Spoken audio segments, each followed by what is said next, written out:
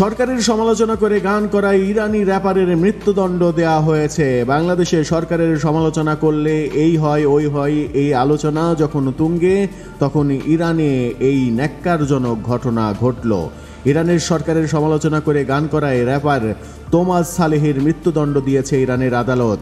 ইতিমধ্যে তোমাজ সালেহির ফাঁসির আদেশ জারি করা হয়েছে। এক্সে এই র্যাপারের আইনজীবী আমির রেসিয়ান সেই খবর জানিয়েও দিয়েছেন, তবে রাষ্ট্রপক্ষের কেউ এই মৃত্যুদণ্ড নিয়ে কোনো কথা বলেননি। তেহরানে হিজাব কাণ্ডে আটক কুর্দি তরুণী মাহসা আমিনি পুলিশি হেফাজতে মৃত্যুর ঘটনায় 2022 সালে ইরান জুড়ে যে সরকার বিরোধী তুমুল বিক্ষোভ আন্দোলন হয়েছে তার সমর্থক ছিলেন খ্যাতনামা এই র্যাপার তোমাজ সালেহি।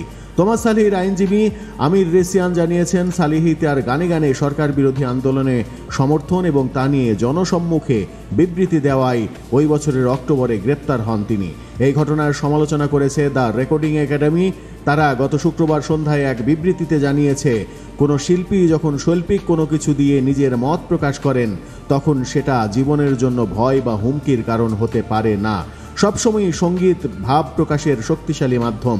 এই শিল্পীদের সুরক্ষায় আমরা আগেও কাজ করেছি, এখনও তার পাশে রয়েছে। যুক্তরাষ্ট্রের র্যাপার মিক মিলার সালেহিকে গ্রেপ্তার করা এবং তার শাস্তির ঘটনায় সমালোচনা জানিয়ে এক্সে লিখেছেন, আমরা সালেহির মুক্তি চাই। কুর্দি এবং ইরানিয়ান র্যাপার স্যামন ইয়াসিনের 5 বছরের কারাদণ্ড বাতিল চাই, তাদের দ্রুত মুক্তি চাই।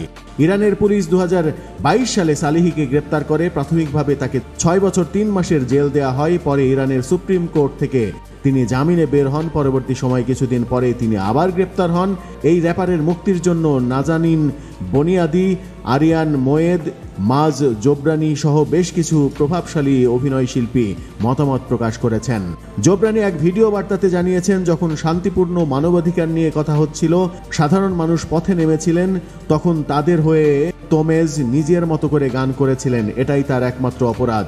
তিনি ভিডিওতে আরও বলেছেন, একজন কমেডিয়ান হয়ে আমি কল্পনাও করতে পারি না একজন শিল্পীকে তার গানের জন্য কারাদণ্ড দেয়া হয়েছে কিংবা মৃত্যুদণ্ড দেয়া হয়েছে। ইরানের এই ঘটনা নিয়ে বিশ্বব্যাপী তোলপাড় হচ্ছে।